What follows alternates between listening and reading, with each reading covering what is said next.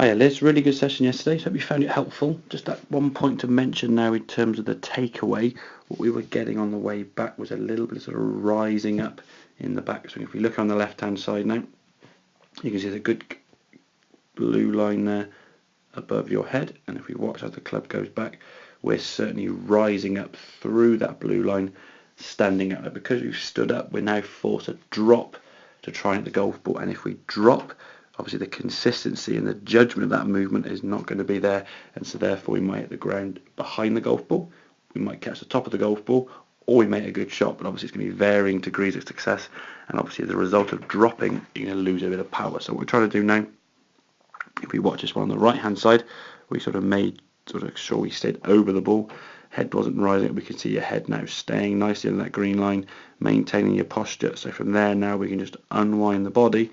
We haven't got to worry about dropping quite so much. Lovely strike as we can see, and then we can rotate through all the way to target. And I think one thing you find sometimes when the shots aren't going so well, you tend to get a little bit negative with the swing rather than trying to give it a good hit.